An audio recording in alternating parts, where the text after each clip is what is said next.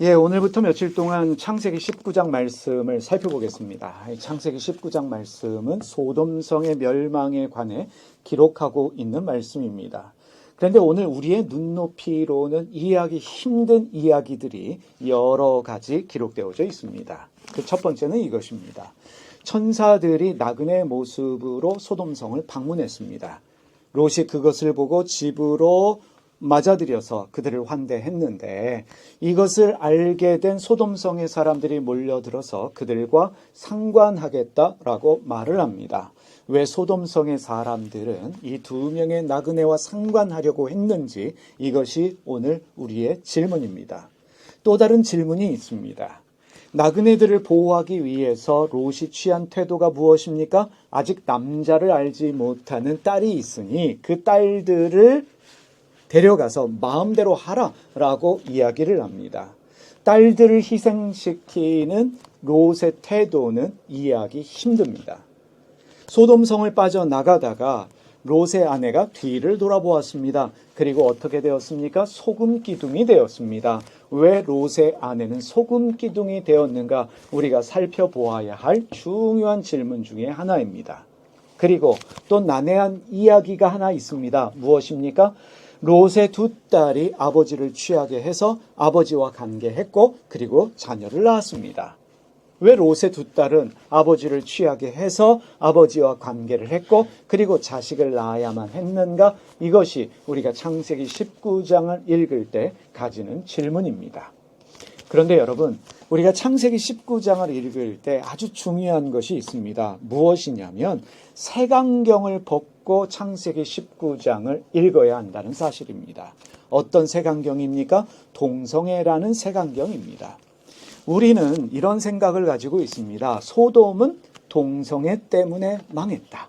동성애가 만연했고 동성애를 행했던 그들을 하나님이 심판하셔서 소돔은 멸망한 것이다. 우리는 그렇게 이해를 하고 있습니다. 그러한 색안경을 빼고 창세기 19장을 읽어야 합니다. 그것이 전부가 아니기 때문입니다. 만약에 우리가 소돔성은 동성애 때문에 망했다라는 전제를 버리지 않으면 하나님이 진정으로 우리에게 말씀하고자 하시는 그것에 대해서 우리가 깨닫지 못하고 오로지 동성애밖에 우리 눈에 보이지 않게 될 것입니다. 그래서 여러분, 창세기 19장을 색안경을 벗고 동성애라는 색안경을 벗고 읽자 묵상하자. 여기에 함께 동의하시면서 우리 창세기 19장 오늘 1절부터 5절까지 말씀을 살펴보겠습니다. 창세기 19장 1절에서 3절까지의 말씀 제가 읽도록 하겠습니다. 저녁 때에 그 두 천사가 소돔에 이르니 마침 롯이 소돔 성문에 앉아 있다가 그들을 보고 일어나 영접하고 땅에 엎드려 절하며 이르되 내 주여 돌이켜 종의 집으로 들어와 발을 씻고 주무시고 일찍이 일어나 갈 길을 가소서. 그들이 이르되 아니라 우리가 거리에서 밤을 새우리라. 롯이 간청하매 그제서야 돌이켜 그 집으로 들어오는지라. 롯이 그들을 위하여 식탁을 베풀고 무교병을 구우니 그들이 먹으니라. 여러분, 이 장면은 아브라함이 지나가는 나그네를 환대하는 모습과 똑같습니다. 나그네를 본 롯은 달려가 그들 앞에 엎드려 절하고 집으로 맞아들여서 그들을 대접합니다. 그런데 문제는 여기에서 생겼습니다. 롯의 집에 나그네들이 머문다는 사실을 알게 된 소돔성의 사람들이 몰려왔습니다. 그 말씀이 4절의 말씀입니다. 읽겠습니다. 그들이 눕기 전에 그 성사람 곧 소돔 사람들이 노소를 막론하고 원근에서 다 모여 그 집을 애워싸고. 여러분, 4절 말씀 유심히 살펴보시기 바랍니다. 소돔 백성들이 노소를 막론하고 어린아이부터 어른까지 원근에서 다 모여 그 집을 애워쌌다라고 말합니다. 남자들만 몰려든 것이 아닙니다. 백성들이 몰려들었습니다. 백성으로 번역된 히브리어가 이시입니다. 이시라는 말은 남자로도 번역될 수 있는 말이지만 사람들로도 번역될 수 있는 말입니다. 영어 단어에 man이라는 단어가 있습니다. man은 남자라는 뜻도 있지만 사람이라는 뜻도 함께 가지고 있습니다. 남자로 번역될 수도 있지만 사람들로도 번역될 수 있습니다. 그래서 개역개정은 백성들이라고 말하고 있고 킹 제임스 성경도 이 시를 all people, 모든 백성들이라고 번역을 하고 있습니다. 남자들만 몰려온 것이 아닙니다. 그 성에 거의 모든 백성들이 롯의 집을 둘러쌌습니다. 그리고 그들이 어떤 말을 합니까? 5절 말씀입니다. 그에게 이르되 오늘 밤에 내게 온 사람들이 어디 있느냐? 이끌어내라. 우리가 그들을 상관하리라. 이 상관하리라 라는 단어 때문에 사람들이 동성애로 오해를 합니다. 상관하리라로 번역되어진 히브리어 동사가 야다입니다. 야다라는 히브리어 동사는 성관계를 말하기도 하지만 지식적으로 아는 것을 말하기도 합니다. 진실을 아는 그 행위, 사실을 아는 그 행위도 야다입니다. 성관계를 말할 수도 있지만 이들의 정체가 무엇인지 우리가 알아야 하겠다. 그 말로도 번역할 수 있습니다. 여러분, 성경은요, 번역들이 다 다릅니다. 똑같은 단어도 번역자의 이해에 따라서 번역이 달라지는 것이 사실입니다. 여러분, 야다, 성관계로 번역할 수 있습니다. 그러나 이들이 누군지 알아야 되겠다라는 말로도 번역할 수 있다는 사실입니다. 그래서 우리가 어떤 성경, 어떤 번역의 성경을 택하여 읽느냐, 이것도 성경 이해에 굉장히 중요합니다.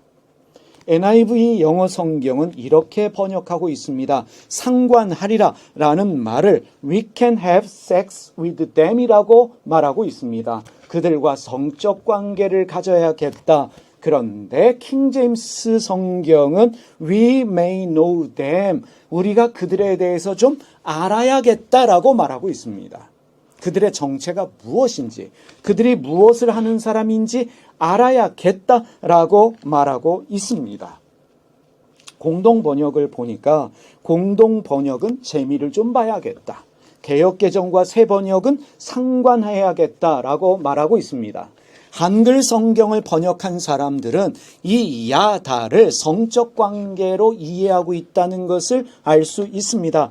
반면에 영어 성경의 다른 번역자들은 야다를 성관계가 아니라 그들에 대해서 알아야겠다, 정체를 알아야겠다라고 말하고 있는 것으로 이해할 수 있습니다.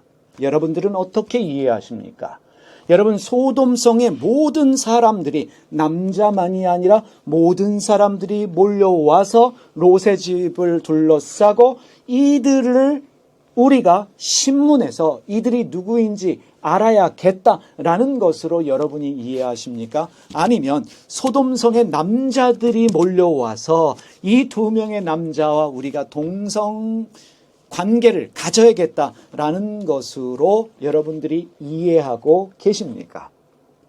여러분, 공통점이 하나 있습니다. 어찌 되었건 간에 소돔성의 사람들은 나그네를 환대하지 않았습니다. 여러분, 고대 근동에서 나그네 환대는 중요했습니다. 왜냐하면 신이 나그네의 모습으로 오실 수 있기 때문입니다. 천사가 나그네의 모습으로 올 수 있기 때문에 나그네 환대하는 것은 신을 환대하는 것이고, 그리고 천사를 환대하는 것입니다. 그럼에도 불구하고 소돔 사람들은 나그네를 환대하는 것이 아니라 그들에 대해서 의심하면서 불신하면서 그들에 대하여 신문하려고 합니다. 여러분, 우리가 창세기 19장을 읽으면서 계속적으로 반복해서 보겠지만 에스겔 16장 49절과 50절의 말씀은 소돔 멸망 이후에 대해서 기록한 유일한 말씀입니다.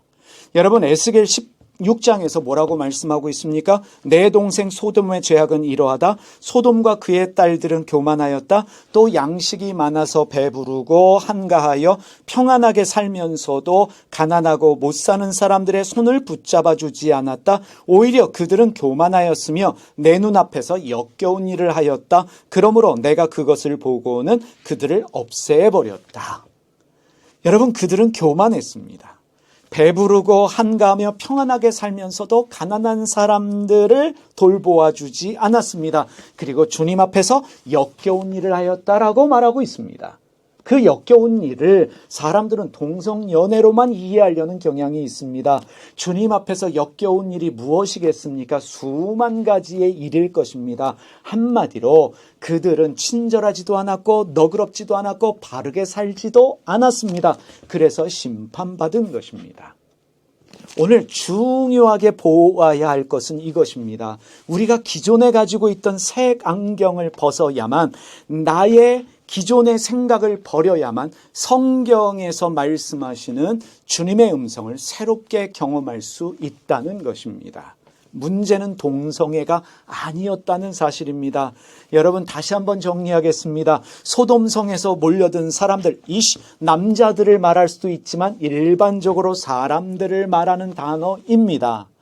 상관하였다로 번역되어진 야단은 성관계를 말하는 단어이기도 하지만 알아야겠다, 지식적으로 새로운 것을 알아야겠다라고 말할 때도 쓰는 단어입니다.